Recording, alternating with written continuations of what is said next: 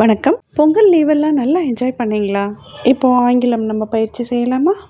நாம் இந்த வீடியோவில் அனுமதி அப்படிங்கிற அந்த விஷயத்தை பற்றி தான் பார்க்க போகிறோம். அதை ஆங்கிலத்தில் எப்படி கேட்கணும் அப்படிங்கிறதெல்லாம் பார்க்க போகிறோம்.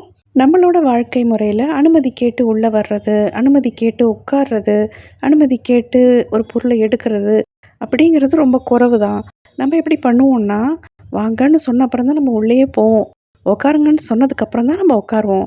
கொடுத்தா தான் சாப்பிடுவோம். நாம் இதை தான் மரியாதையான ஒரு விஷயமாக கருதுகிறோம். இது போலவே ஆங்கிலேயர்கள் அனுமதி கேட்டு ஒரு செயலை செய்கிறத மரியாதையான செயலாக கருதுகிறாங்க. நாம் மரியாதையை வெளிப்படுத்தணும்னா ஒரு பணிவுத்தன்மையான நடவடிக்கைகள் செயல்பாடுகளில் வெளிப்படுத்திடுவோம். முகபாவமாக இருக்கட்டும், இல்லை ஒரு செயலாக இருக்கட்டும். ஆனால் அவங்களதுல அதிகமாக முகபாவங்கள் செயல்களை விட வார்த்தைகளில் அந்த மரியாதையை காட்டுறாங்க.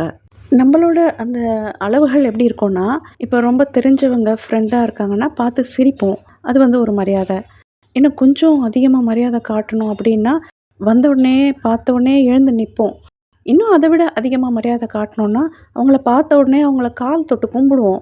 இதெல்லாம் நம்ம எந்த அளவுக்கு மரியாதையை நம்ம அவங்களுக்கு கொடுக்குறோம் அப்படிங்கிற அந்த அளவுகளை காட்டுது. இந்த மாதிரி அளவீடுகள் அவங்கக்கிட்ட எப்படி இருக்குன்னு கேட்டிங்கன்னா, ஒரு செயலை செய்கிறதுக்கு முன்னாடி அனுமதி வாங்கிறது. இப்போ உங்களுக்கே உதவி செய்யணும் அப்படின்னு நான் நினச்சாலும், அனுமதி கேட்டுட்டு உங்களுக்கு உதவி செய்யட்டுமா அப்படின்னு கேட்டுட்டு நீங்கள் ஓகே சொன்ன அப்புறம் தான் உங்களுக்கு ஹெல்ப் பண்ணுறது. இதை தான் அவங்க ஒரு மரியாதையாக கருதுகிறாங்க. இதெல்லாம் நம்ம ஏன் தெரிஞ்சுக்கணும் அப்படின்னா, இப்போ உதாரணத்துக்கு நான் உங்ககிட்ட கொஞ்சம் பேனா கொடுக்குறீங்களா, எழுதிட்டு உடனே கொடுத்துட்றேன். இந்த ஒரு வார்த்தையில் என்னென்ன சேர்த்துருக்கோம் பாருங்கள். கொஞ்சம் அப்படின்றதில் நம்ம ஒரு ரிக்வஸ்ட் ஸ்டார்ட் பண்ணிட்டோம். உடனே கொடுத்துட்றேன் அப்படின்னும் போது நான் எப்போ திருப்பி கொடுக்குறேன்றதையும் சொல்லிடுறேன். எழுதிட்டு உடனே கொடுத்துட்றேன் அப்படின்னா, நான் எழுதுறதுக்காக கேட்குறேன், ஏதோ அர்ஜென்ட்டு அப்படின்றதையும் நான் சொல்லிடுறேன். இது பத்தாததுக்கு நம்ம குரலில் அந்த டோனில் ஒரு பணிவுத்தன்மையை கொடுத்து, ஃபேஸில் அந்த எக்ஸ்ப்ரெஷனை காட்டி, கையில் எழுதி காட்டி, அந்த ஒரு லைன் சொல்கிறதுக்கு இவ்வளோ வேலை பண்ணுவோம். ஆனால் அவங்களோட பழக்க வழக்கப்படி எக்ஸ்ப்ரெஷன்றது ரொம்ப குறைவு தான். வார்த்தையில் தான் அதை அதிகமாக காட்டுறாங்க. இந்த விஷயங்கள்லாம் நம்ம தெரிஞ்சுக்கிட்டோன்னா, நம்ம எடுத்து உபயோகிக்கிறதுக்கு தயங்க மாட்டோம். இது நம்ம வழக்கத்தில் இல்லாததுனால நம்ம எடுத்து உபயோகிக்கிறதுக்கு தயங்குவோம். நீங்கள் மனசில் மரியாதையை வச்சுக்கிட்டு கிவ் மீ யுவர் பென் அப்படின்னு நீங்கள் எப்படி கேட்டிங்கனாலும் அது ரொம்ப ரூடாக தான் அவங்க கருதுவாங்க. இங்கே ரூட் அப்படின்னு அவங்க எதை சொல்கிறாங்கன்னா, மரியாதையை தான் சொல்கிறாங்க. நீங்கள் கிவ் மீ யுவர் பென் அப்படின்னு நீங்கள் கேட்டிங்கனாலே அந்த கலாச்சாரம், அந்த மரியாதை உங்களுக்கு தெரியலன்றதை அவங்க ஈஸியாக கண்டுபிடிச்சிடுவாங்க. நம்ம ஒரு மொழியை பேசணும் அப்படின்னா, அந்த கலாச்சாரத்தையும் நம்ம கூடவே தேவையான அளவு தெரிஞ்சுக்க தான் வேணும். அப்போ தான் நம்ம அதை எங்கே எப்படி கையாளணும் அப்படிங்கிறது இயல்பாக நம்மளுக்கு புரிதலுக்கு வரும். கொஞ்சம் பேனா கொடுக்குறீங்களா, எழுதிட்டு கொடுக்குறேன் அப்படின்னு கேட்குறதுக்கு இவ்வளோ மரியாதையான வார்த்தைகளையெல்லாம் உபயோகிக்கணுமா அப்படின்னு நம்மளுக்கு ஒரு கொஸ்டின் வரும். அப்போ நம்ம யோசிச்சுட்டே இருப்போம். இப்படி பேசலாமா, அப்படி பேசலாமான்னு ஒரு குழப்பம் வரும். கடைசி வரைக்கும் பேசாமல் கவனிந்துடும். நம்ம சீக்கிரம் ஆங்கிலம் பேசி பழகணுன்னா, அவங்களோட அந்த கலாச்சாரங்களும், அவங்களோட அந்த புரிதல்களும், பழக்கங்களையும் நம்ம தெரிஞ்சுக்கிட்டோன்னா, அவங்க மொழியை எடுத்து நம்ம கையாளும் போது ரொம்ப சுலபமாக நம்ம அதை உபயோகிக்க முடியும். ஆங்கிலத்தில் எதெல்லாம் சாஃப்டான வார்த்தைங்க, எதெல்லாம் ரூடான வார்த்தைங்க அப்படின்னு ஒன்று ஒன்றா நம்மளுக்கு தெரிய வரும்போது, ரூட் அப்படிங்கிறது மரியாதை குறைச்சலானது, சாஃப்ட் அப்படிங்கிறது மரியாதைக்கு உண்டான வார்த்தைங்க அப்படின்றது நம்மளுக்கு தெரிய வரும்போது, உபயோகிக்கும்போது அப்போ நம்ம தயங்க மாட்டோம், டக்குன்னு பேசுவோம். இப்போ கான்ஃபிடென்ட் லெவல் உங்களுக்கு ஏறிக்கிட்டே வரும். இப்போ நம்ம கிவ் மீ யுவர் பென் அப்படின்னு கேட்குறதுக்கு பதில் please give me your pen அப்படின்னு கேட்போம். இல்லாட்டி can I have a pen please அப்படின்னு கேட்போம். இல்லாட்டி could I borrow a pen please அப்படின்னு கேட்போம். இல்லாட்டி may I use your pen அப்படின்னு கேட்போம். இப்போ இந்த பாரோ அப்படிங்கிற அந்த வார்த்தை எழுதிட்டு உடனே கொடுத்துட்றேன் அப்படிங்கிற அந்த வார்த்தையை தெரியப்படுத்துது அப்படின்னும், இந்த ஹேவ் அப்படிங்கிற அந்த வார்த்தை உங்ககிட்ட பேனா இருந்தால் எனக்கு கொஞ்சம் கிடைக்குமா அப்படிங்கிற அர்த்தத்தில் வந்திருக்கு அப்படிங்கிறது நம்மளுக்கு தெளிவாக புரிய வரும். மரியாதைக்காக தான் அந்த பாரோ அப்படிங்கிறத யூஸ் பண்ணுறாங்கன்றது தெரிஞ்சுக்கலைன்னா, பேனாவை போய் ஏன் கடனாக கொடுன்னு நம்ம கேட்க போகிறோம் அப்படின்ற அந்த எண்ணம் நம்மளுக்கு அந்த வார்த்தையை யூஸ் பண்ணுறதுக்கு தயங்கி அந்த சென்டென்ஸே நம்ம உபயோகப்படுத்த மாட்டோம். இந்த விவரங்கள்லாம் உங்களுக்கு தெரிய வந்ததுனால, நம்ம ஏற்கனவே படித்த அந்த பொலைட் ரிக்வெஸ்டஸ் அந்த வாக்கியங்கள் எல்லாமே நீங்கள் இப்போ எடுத்து பார்த்தீங்கன்னா, எல்லாத்தையுமே நீங்கள் அன்றாட வாழ்க்கையில் ஈஸியாக உபயோகிப்பீங்க. வாங்க நம்ம அனுமதி கேள்விகளை எப்படி கேட்கலான்னு பார்க்கலாம். அதுக்கு முன்னாடி நம்ம சேனலை நீங்கள் இப்போ தான் ஃபர்ஸ்ட் டைம் பார்க்குறீங்கன்னா சப்ஸ்கிரைப் பண்ணிக்கோங்க.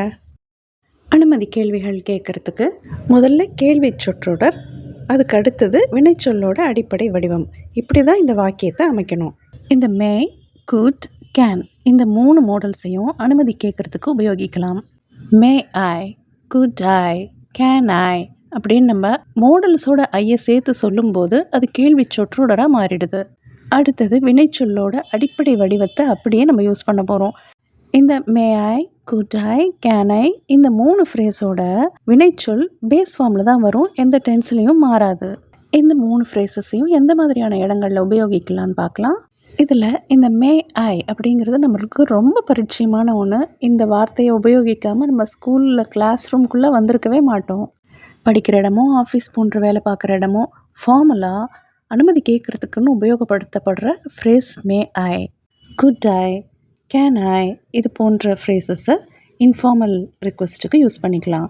வீடு, ஃப்ரெண்ட்ஸ், ஃபேமிலி அந்த மாதிரி இடங்களில் யூஸ் பண்ணிக்கலாம். வாங்க சில வாக்கியங்கள் அமைச்சு பயிற்சி செய்யலாம். மே ஐ கமன்? நான் உள்ளே வரலாமா? பணிவாக கேட்குற எஸ்ஆர் நோ டைப் கொஸ்டின். லாஸ்ட்டில் கொஸ்டின் மார்க் ஆட் பண்ணியிருக்கிறத கவனிச்சிங்களா? Next, may I leave now? நான் இப்போ கிளம்பலாமா? Next, may I have your attention please? இந்த ரிக்வெஸ்ட்டை நீங்கள் ரயில்வே ஸ்டேஷனில் அடிக்கடி கேட்டிருப்பீங்க. இங்கே கவனிங்க அப்படின்னு சொல்கிறத தயவுசெய்து உங்கள் கவனத்தை நான் பெறலாமா அப்படின்னு எவ்வளோ ஒரு பணிவான கேள்வியாக கேட்குறாங்கல்ல. Next, may I ask a question? நான் ஒரு கேள்வி கேட்கலாமா? Next, may I use your restroom? நான் உங்கள் ரெஸ்ட் ரூமை யூஸ் பண்ணலாமா? Next, may I take this seat? இந்த இருக்கையில் நான் உட்காரலாமா? இங்கே கவனிச்சிங்களா? டேக் திஸ் சீட் அப்படிங்கிறது இந்த இருக்கையில் உட்காரலாமா அப்படின்னு 3 வார்த்தையும் சேர்ந்து ஒரு மீனிங் கொடுக்குது. இது ஒரு expression. Next, may I have a moment of your time? உங்ககிட்ட நான் கொஞ்சம் பேசணும் அப்படிங்கிற அந்த விஷயத்த உங்கள் நேரத்தில் கொஞ்சம் எனக்கு கிடைக்குமா அப்படின்னு கேட்குறாங்க. இவ்வளோ பொலைட்டாக நம்ம ரிக்வெஸ்ட் பண்ணும்போது அவங்க எவ்வளோ பிஸியாக இருந்தாலும் ஒரு நிமிஷம் நின்று கேட்டுட்டு போவாங்க இல்லை. Next, may I help you with that? நான் உங்களுக்கு உதவி செய்யலாமா? Next, may I know who is calling please? Call பண்ணுறது யாருன்னு நான் தெரிஞ்சுக்கலாமா? நம்ம ஒரு ஃபோன் காலுக்கு பதில் சொல்கிறோம், ஆனால் அந்த பக்கம் யாருன்னு தெரியல. அப்போ நம்ம கேட்போம், யாருங்க பேசுகிறது அப்படின்னு. அதை தான் இவங்க பணிவாக கேட்குறாங்க. Next, may I submit the report tomorrow? நான் இந்த அறிக்கையை நாளைக்கு சமர்ப்பிக்கலாமா? Shall we practise now? Repeat the sentences 3 times each.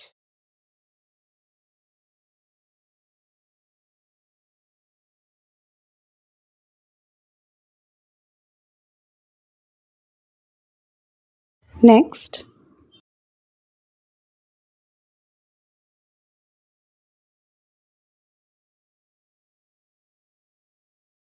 next,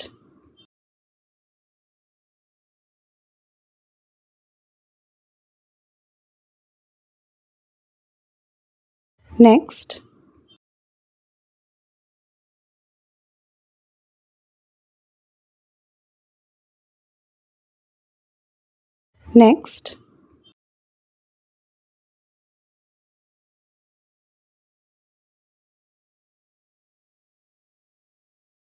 next,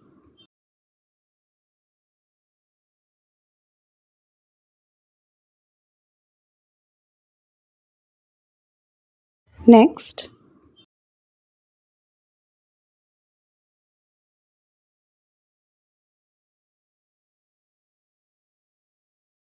next,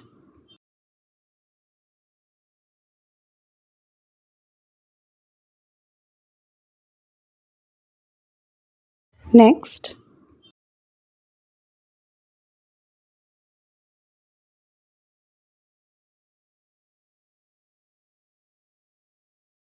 next,